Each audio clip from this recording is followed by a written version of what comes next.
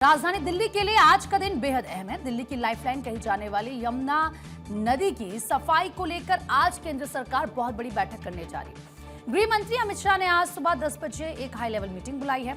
इस मीटिंग की सबसे बड़ी बात यह है कि इसमें केंद्र और दिल्ली सरकार दोनों के बड़े चेहरे एक साथ टेबल पर बैठ रहे हैं। दिल्ली की मुख्यमंत्री रेखा गुप्ता से लेकर केंद्र के कई बड़े मंत्री इस बैठक में मौजूद रहने वाले हैं और इसको लेकर बातचीत करने वाले हैं। यमुना नदी को दरअसल आपको बता दें प्रदूषण मुक्त बनाने के लिए आज गृह मंत्रालय में ये महामंथन की शुरुआत होगी। गृह मंत्री अमित शाह खुद इस बैठक की कमान संभाल रहे हैं। बैठक में दिल्ली की मुख्यमंत्री रेखा गुप्ता, केंद्रीय शहरी विकास मंत्री मनोहर लाल खट्टर और जल शक्ति मंत्री सीआर पाटिल शामिल होंगे।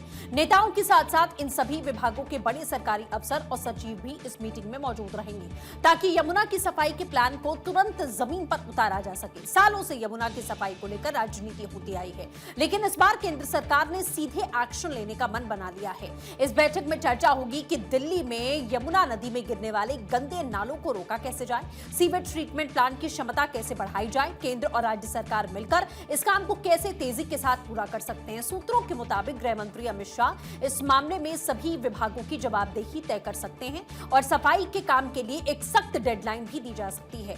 दिल्ली के लोगों के लिए यमुना सिर्फ एक नदी नहीं है, बल्कि उनकी जिंदगी से जुड़ी है। बीजेपी ने केजरीवाल सरकार के खिलाफ में यमुना की सफाई को एक बहुत बड़ा मुद्दा बनाया।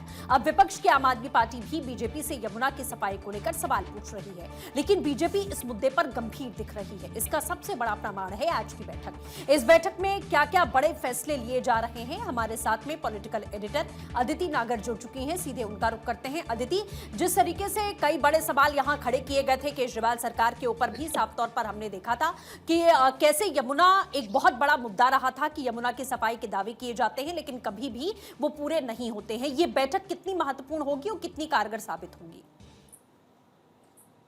2025 जुलाई में ये बैठक हुई थी, सेम ऐसी ही बैठक हुई थी और उस समय बाकायदा, जैसे आज चाहे सीआर पाटिल का हम जिक्र कर रहे हूँ, गृह मंत्री अमित शाह की अध्यक्षता में ये बैठक हुई और बैठक में हुआ यूं कि दिल्ली सीएम के साथ साथ यहाँ तक कि होम सेक्रेटरी गोविंद मोहन से लेकर सब लोग उसमें मौजूद रहे।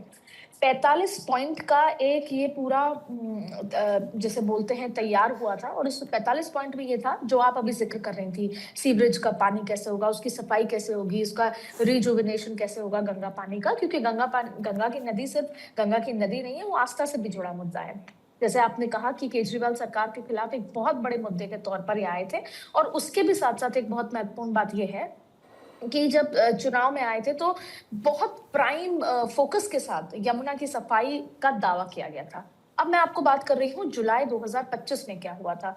जुलाई 2025 में एक पूरा मॉडल तैयार हुआ था, 45 पॉइंटर का मॉडल तैयार हुआ था और एक साल के अंदर उसे इम्प्लीमेंट करने की बात कही गई थी।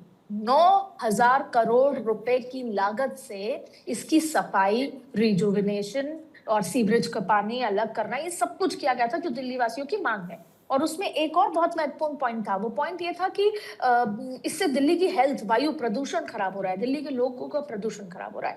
आज एक ये रिव्यू बैठक नहीं है, ये एक साल भर का जो आपने क्या कुछ किया, साल भर का जो हमारा टारगेट था कि हम साल भर में 9,000 करोड़ रुपए में इसकी सफाई करेंगे, हम कहाँ तक पहुंचे हैं। लेकिन कुछ दिनों पहले भी क्या हुआ था कि यमुना को देखकर अभी तक कोई बहुत सिग्निफिकेंट सफाई देखने को नहीं मिली है। अच्छा, इसका एक और मायने, जाहिर तौर पे हर साल हर 6 महीने में रिव्यू होता है। कुछ दिनों पहले पार्लियामेंट सत्र चल रहा था, तब भी ये देखा गया था कि किस तरीके से खुद रेखा गुप्ता प्रधानमंत्री मोदी और अमित शाह से मिलने पहुंची थी, तब भी बहुत सारे इशूज थे जिसमें यमुना की सफाई एक बड़ा इशू था, दिल्ली में लॉ एंड ऑर्डर एक बड़ा इशू था। लेकिन आज ये बैठक जो है जिसमें सीआर पाटिल भी होंगे और जिसमें तमाम लोग होंगे, उनसे समझा जाएगा कि हम कहाँ तक पहुंचे हैं। इसका एक बड़ा कारण एक और है, जाहिर तौर पर यमुना की सफाई तो महत्वपूर्ण है ही उस लिहाज से कि हम कहाँ पहुंचे हर साल, लेकिन उससे ज्यादा है पंजाब के चुनाव। 2027 में पंजाब में चुनाव भी है और उस चुनाव के लिहाज से जब आप केजरीवाल सरकार पर सवाल उठाएंगे तो लोग पलट के बीजेपी सरकार पे सवाल उठाएंगे कि उन्होंने यमुना की सफाई के नाम पर दिल्ली में सरकार बनाई, लेकिन हुआ क्या? जो केजरीवाल ने किया वही बीजेपी ने किया।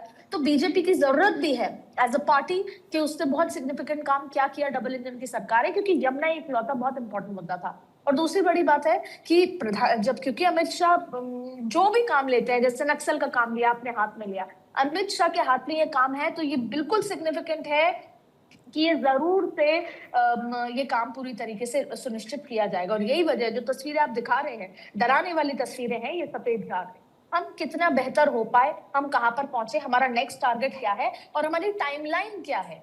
हालाँकि ये 1 साल में खत्म होने वाला काम था, लेकिन क्योंकि ये बहुत एक्सटेंसिव काम है, बहुत सारी चीज़ें हैं, तो आज अमित शाह जैसा आपने कहा जवाबदेही तय करेंगे, टाइमलाइन तय करेंगे, हम कहाँ तक पहुँच गए और अभी हमारी क्या-क्या रिक्वायरमेंट है।